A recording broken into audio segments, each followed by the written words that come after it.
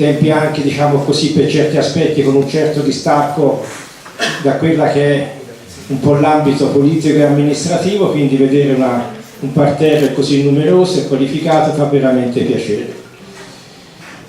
Io non sarò qui per fare una descrizione e deve essere come un'autocelebrazione di un qualcosa. Quello che mi preme dire è che questo mandato fin dall'inizio ci siamo detti, ovviamente con un grande lavoro di squadra, di affinità, di progetti, è stato quello di ridare un sogno e un futuro al nostro paese. Era un paese, come tutti abbiamo vissuto, che veniva purtroppo da una lacerazione profonda, da un trauma, la chiusura delle miniere, e lì, come si dice, che l'impero romano ci è voluto 1000 anni per dimenticare che era caduto. Siamo rimasti fermi concettualmente a un periodo della nostra storia che sono passati più di 40 anni. Quindi il primo obiettivo era cercare di capire, di dare una direzione, di sognare. Non è che noi abbiamo voluto vendere sogni, perché credo che l'opuscolo che vi è stato dato riferisce in maniera sintetica quello che questa amministrazione ha fatto e intendeva dare. Ma come ripeto, è una piccola cosa di fronte ai bisogni della gente. I bisogni sono tantissimi, quello che può fare un sindaco, un'amministrazione è veramente poca cosa rispetto a tutte le necessità di una piccola grande comunità come la nostra. Quindi allora si trattava di dire, ma noi come comunità possiamo veramente sperare di rimanere attaccato a questo straordinario cucuzzolo, a questa nostra montagna che ci lega profondamente, che ha legato sempre profondamente anche chi si è dovuto allontanare per motivi di lavoro e sempre qui ha lasciato il cuore?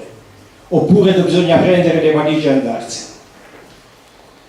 Ci siamo interrogati perché questo cambio di passo della mentalità è stato ed è e sarà ancora ovviamente lo sforzo più grande. Una serie di incontri con una serie di investitori anche di un certo livello. La prima domanda che gli ho fatto è: noi ci siamo nati, ci siamo vissuti, ci abbiamo creduto. Personalmente la mia vita, non solo familiare ma professionale mia, della mia famiglia, ha un valore questa montagna, perché questo è l'oggetto del desiderio poi alla fine, insieme a tante altre cose. Ma io dico sempre, la gente va a Bolsena perché c'è il lago, poi è bella Bolsena, sono belle le manifestazioni, tutto fa sicuramente cose che allietano un soggiorno, ma la prima motivazione è quella: si va a Follonico o a Castiglioni perché c'è il mare, qui c'è la montagna, ovviamente, ripeto, insieme a tante altre cose che come vedrete si è cercato di dare.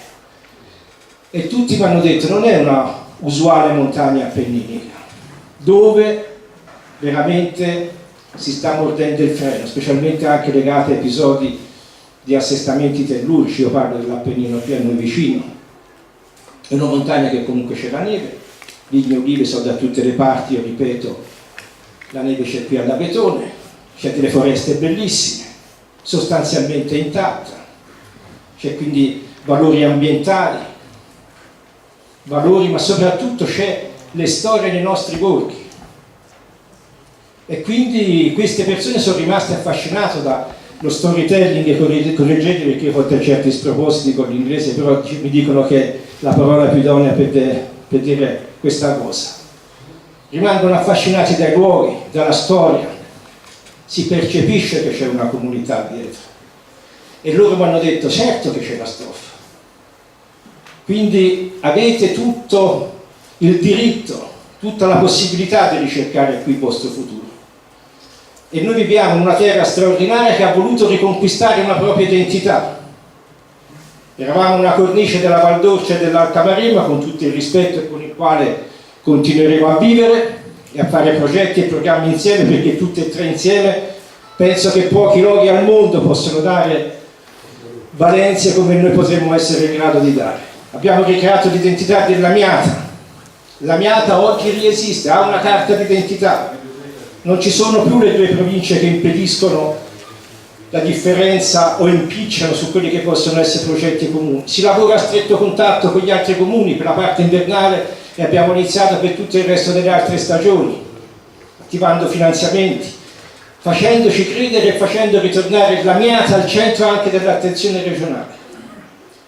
E allora noi ci siamo stati. E qui, ora, si cercherà nel dettaglio un pochettino, ma sorvolando, perché ogni rigo di questa roba è costato tanto lavoro, tanto impegno, tanta passione, soprattutto amore, guardate, perché veramente amministrare delle comunità oggi con le poche risorse che ci sono e con il continuo, ripeto, i bisogni giusti della gente è veramente una grande fatica. Ma l'abbiamo fatto fino ad oggi, fino alla conclusione del nostro mandato, col massimo dell'impegno. E vi dico, crediamoci. Crediamoci, perché crederci è metà della fatica. Se uno ci crede è a metà dell'opera. E abbiamo il riscontro. Scusate, un riscontro continuo, ma finisco, di quelle che è veramente questa nostra valenza. La squadra ha lavorato tutta insieme, la giunta, ma spesso i nostri lavori erano aperti costantemente ai consiglieri e tutti, in base al proprio tempo ovviamente, ma soprattutto c'è stato l'impegno, il credo che ci ha portato fino a qui. E quindi io le ringrazio, veramente ringrazio tutte chi ha partecipato a questo lavoro collegiale e soprattutto ringrazio coloro che attraverso il volontariato, l'associazionismo, il desiderio di rendersi partecipi con gli altri, danno vita veramente a questa nostra cittadina, gli danno lustro. E guardate che non è una cosa da poco, quando si va nei rioni e si vede la gente che ci crede, che lavora, che affatica, che serve, che allestisce, è una cosa che si trasmette ed è una delle cose maggiori che la gente percepisce che viene da fuori, anche turisticamente. Mi tocca, qui finisco dal punto di vista di qual è stato il nostro maggiore obiettivo.